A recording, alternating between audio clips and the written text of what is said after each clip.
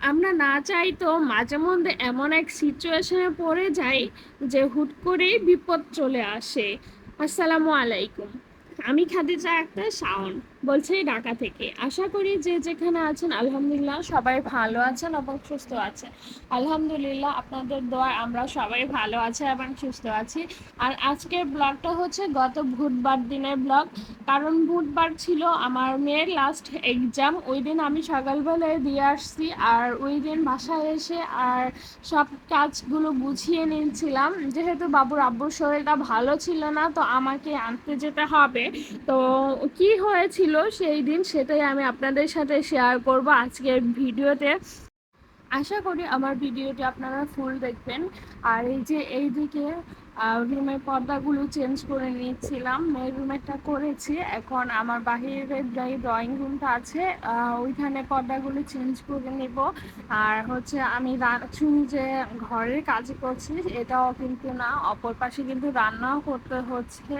আর হচ্ছে আজকে রান্না করব লাল মুরগি। ওই দিন আমি মাঝে একদিন মুরগিটা রান্না করেছিলাম, খুব ভোগান্তি পোয়াতে হয়েছিল। ওই দিন অনেকটা সময় নিয়ে রান্না করেছি, কিন্তু মাংসটা না নরম হয় নাই, তাই আজকে বুদ্ধি করে প্রেসার কুকারে বসিয়ে দিয়েছি, যেহেতু হাতে সময় নাই।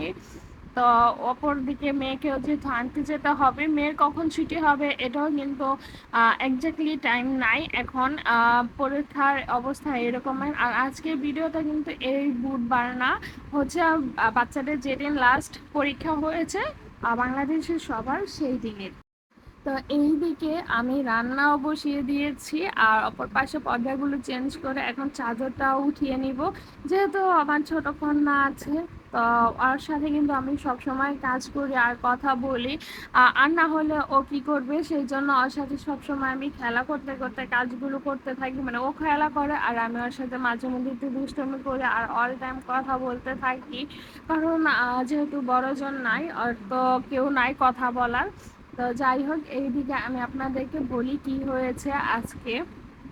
তো আমি যখন মেয়েকে আনতে যাই, অলরেডি ঘড়িতে বাজে প্রায় 1:30টার উপরে, 2টার মতো, হ্যাঁ 2:45টার মতো বেজেছিল মেয়ে স্কুল থেকে বের হতে হতে। তো বের হওয়ার পর আমি ওইখান থেকেই একদম রিক্সা নিয়ে আমার বাসায় আসা যায়। তো রিক্সা, তো ওই দিন কোনো একটা রিক্সা পাচ্ছিলাম না, তো সিএনজি পাচ্ছিলাম না। তো বাস দিয়ে যদি আসতে চাই তাহলে আমার অনেকটা ঘোরা হয়। তো বাসে আসার মতো আর আমার সাহস নাই, যেহেতু আমার বড় কন্যা এবং ছোট কন্যা দুইজন, যদি একজন হতো বড়জন হতো তাহলে আসার একটা সাহস নিতাম। তো আমি সিএনজি পাচ্ছিলাম না, রিক্সা পাচ্ছিলাম না, প্রায় 1.5 ঘন্টার মতো রাস্তায় হেঁটেছি রোদের মধ্যে। লাস্টে হাঁটতে হাঁটতে আমি আমার শ্বশুর বাড়ির, আমার শাশুড়ি যেখানে থাকে ওইখানে চলে আসছি। পরে আসার পর দেখি আমার বড় কন্যা এত পরিমাণে জ্বর উঠেছে, শরীর এত গরম ছিল যে ও দাঁড়িয়ে থাকতে পারতেছিল না। পরে লাস্টে বাবুর আব্বুকে ফোন দিয়েছে, বললাম যে এমন এমন কোনো কিছু পাচ্ছি না। পরে বাবুর আব্বু বলতেছে যে আমি তো জানি না যে রাস্তায় এরকমই গন্ডগোল, না হলে তো আমি যাইতাম। তো আমারও একটা বোকামি হয়েছে, যেহেতু আমিও জানতাম না, তাহলে আর এই বোকামিগুলো মানে এরকমের ভোগান্তি ভোগ করতে হতো না হলে যদি আগে থেকে জানতাম।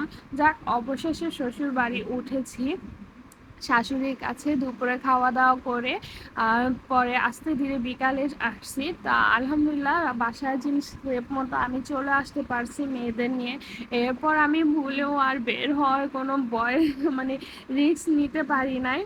আর আপনারা যারা যারা আছেন সব সময় সেফ থাকবেন। আর আমার কিন্তু শ্বশুরবাড়ির কাছে থাকায় আমি একটু আল্লাহর রহমত হয়েছিল ওই দিন আমার উপর।